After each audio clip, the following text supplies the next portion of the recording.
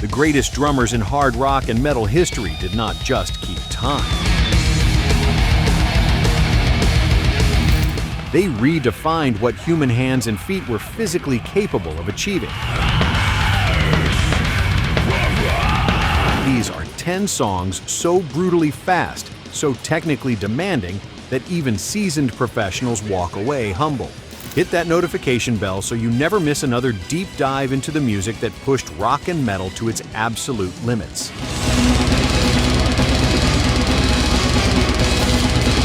Number 10. 7 minutes and 44 seconds of pure physiological punishment. The central kick pattern in this track requires Tomas Haake to maintain an asymmetric 30-second note foot pattern against an entirely independent hand rhythm simultaneously for the duration of the song.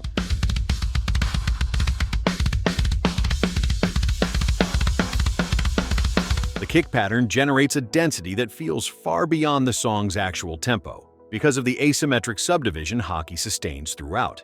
The real killer is not speed alone. It is sustaining that particular staggered coordination across a nearly 8-minute runtime without a single moment of release or recovery.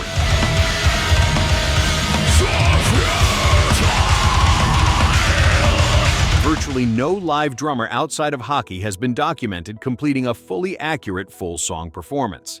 Meshuggah released Obscene in March 2008, and Bleed immediately became the benchmark that every extreme metal drummer met. Number 9. Painkiller by Judas Priest.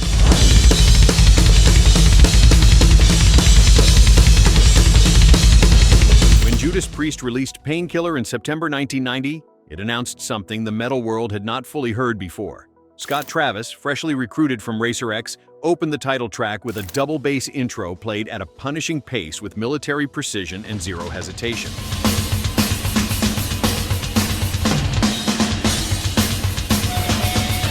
Travis did not ease into it. He detonated it. The track's verses maintain that relentless galloping kick pattern while his hands simultaneously execute precise, clean fills across the full kit, a combination that most trained drummers describe as aerobically unsustainable beyond the 2-minute mark.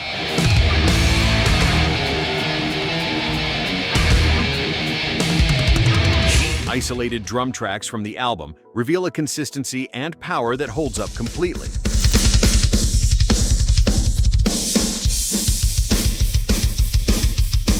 The album charted strongly in the United Kingdom and cracked the top 40 in multiple European markets, revitalizing Judas Priest's commercial standing after the more polished mid-80s era.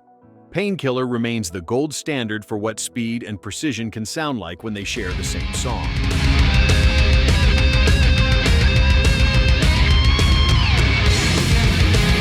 Number 8. Becoming by Pantera.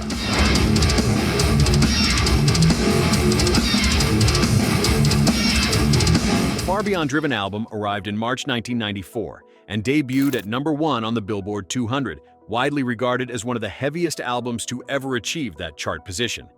Becoming sits toward the album's center, and it contains Vinnie Paul Abbott's most technically disorienting kick drum moment of his career.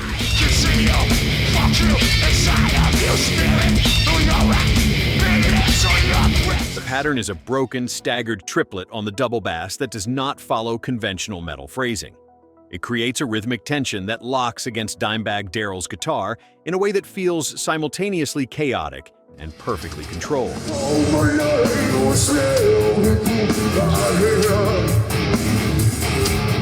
What separates this from pure speed exercises is the groove.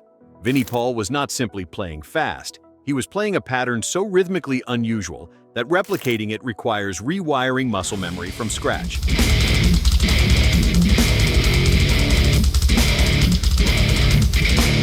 Vinnie Paul's influence on groove metal drumming extended directly to players in bands like Lamb of God, Hell Yeah, and Zakk Wylde's Black Label Society. His passing on June 22, 2018 marked the loss of one of the most physically powerful and rhythmically inventive drummers the genre ever produced.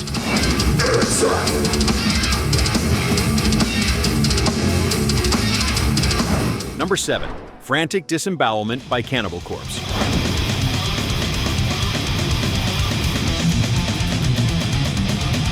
Released on The Wretched Spawn in February 2004, This track represents one of the most technically chaotic drumming performances in death metal history. Paul Mazurkiewicz executes near-constant gravity blast beats, abrupt tempo shifts, and irregular time signatures across the song's 4-minute runtime in a way that offers the listener virtually no rhythmic anchor to hold on to.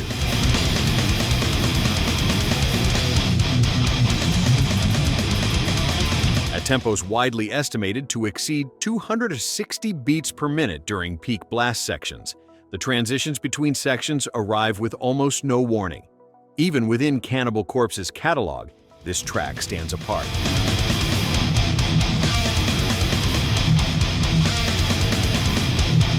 Mazurkiewicz has been the band's sole drummer since their formation in Buffalo, New York in 1988, and his work on this track is considered by death metal percussionists to be among the most demanding ever committed to record.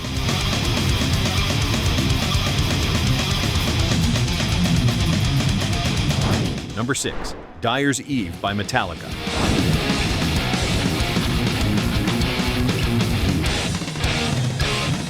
And Justice for All arrived in August 1988, and its closing track served as the most unrelenting thing Lars Ulrich had ever recorded.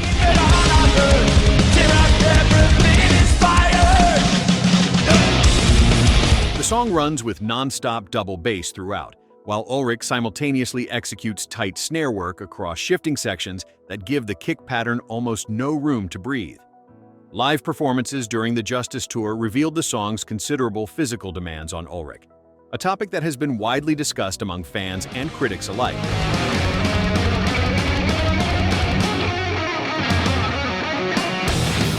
Isolated drum recordings from the album have been analyzed extensively online, revealing both the raw aggression and the occasional imperfections that made the performance feel human and brutal at the same time.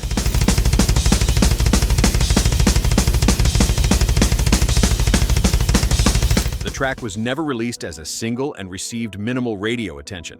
Yet, among drummers, it became one of the most discussed performances of the entire thrash metal era. Its influence on thrash drumming was enormous, shaping the approach of players in Megadeth, Testament, and Exodus who studied the Justice album as a technical manual.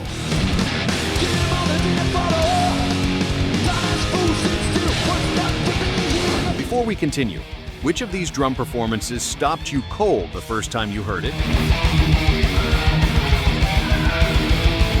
Did you ever try to air drum along to any of these tracks and give up halfway through? Drop a comment below and let us know where in the world you are watching from. Number 5. Eyeless by Slipknot.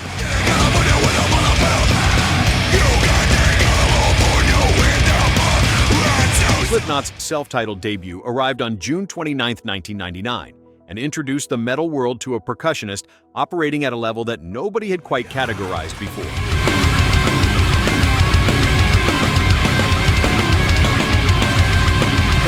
Joey Jordison's work on Eyeless blended thrash metal velocity with rhythmic elements borrowed from jungle and drum and bass music, creating a snare and double bass combination sitting at roughly 200 beats per minute, while incorporating ghost notes and syncopated fills that had no real precedent in mainstream heavy metal.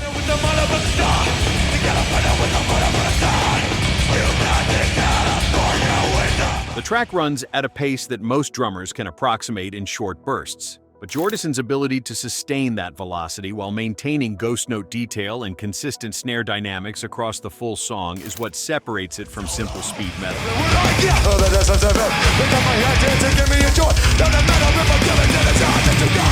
Jordison was recognized in Kerrang reader polls as one of the premier drummers of the era.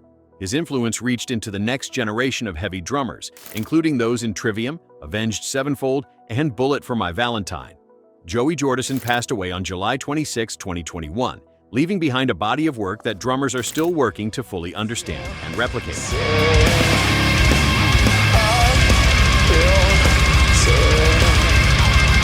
Number 4. Rain in Blood by Slayer.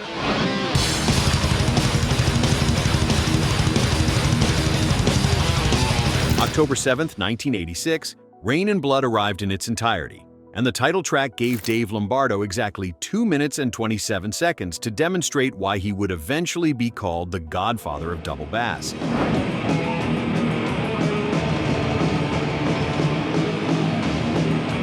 The opening of the album's closer hits immediately with Lombardo's trademark power thrash style, combining reckless velocity with a physical impact that no studio processing could manufacture. What separates his performance from clinical speed exercises is the sheer aggression behind each hit.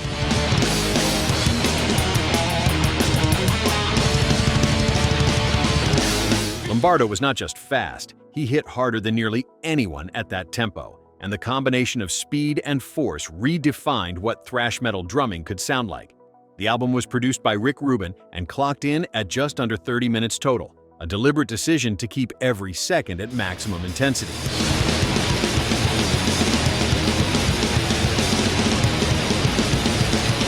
Despite limited mainstream distribution at release, Rain and Blood was eventually certified gold by the RIAA and became one of the most influential metal albums in history.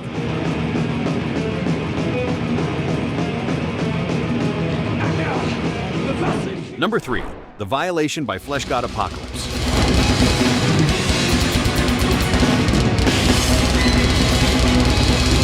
Released on the Agony album in August 2011, this track gave the extreme metal world a sustained double bass performance that defied easy explanation. Francesco Paoli maintains intense kick patterns at tempos widely estimated to exceed 250 beats per minute for extended stretches of the song, while simultaneously managing symphonic arrangements and operatic vocal layers that surround the percussion.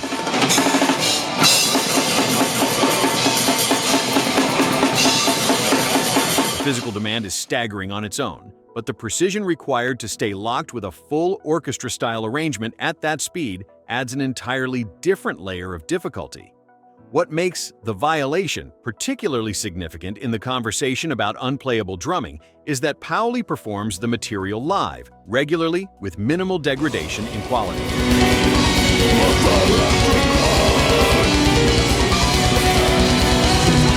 That is almost without precedent at this tempo range. Fleshgod Apocalypse formed in Perugia, Italy in 2007, and their combination of death metal brutality with classical composition found an audience that extended far beyond typical extreme metal demographics.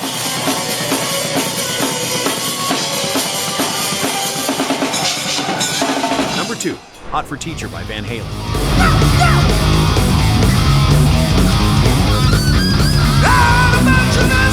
The intro that changed everything arrived in 1984, and nothing before or since has sounded quite like it. Alex Van Halen opens Hot for Teacher with a 4-bass drum effect that he achieved through a combination of studio layering and a genuine alternate foot technique, creating a shuffle-based double bass pattern that swings at a tempo most rock drummers find impossible to imitate accurately.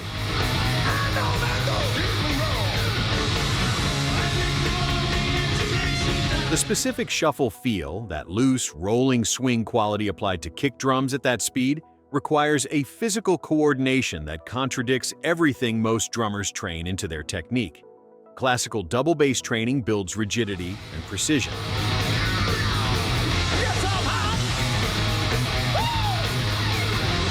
Hot for Teacher became one of the band's most celebrated performances, specifically because of that intro, which drummers still debate in terms of exactly how Alex executed it. The track has remained among the most attempted and least successfully replicated drum covers on video platforms for decades, with players consistently losing the swing feel the moment the tempo climbs.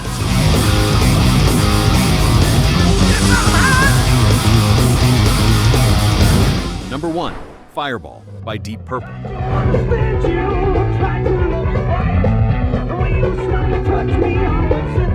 In 1971, nobody in hard rock sounded like this. Ian Paice was 22 years old when he recorded the title track of Deep Purple's 4th studio album, and what he delivered was a single bass drum performance so relentlessly fast and physically assured that it functionally invented a template the metal world would spend the next 50 years expanding.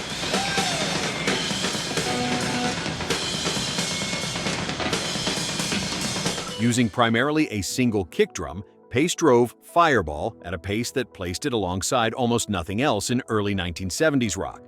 The track helped power the album to number 1 on the UK albums chart.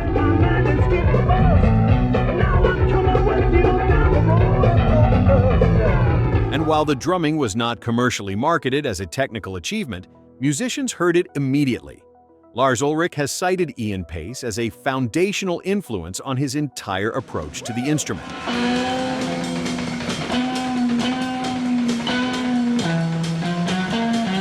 Paice's reputation as a foundational influence on speed and control in rock drumming is well established, with players across multiple generations citing Deep Purple's early 1970s work as a critical reference point.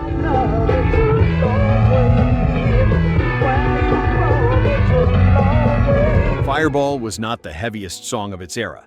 It was not the loudest. It was simply played faster and with more control than almost anyone believed a drummer could manage at that moment in rock history.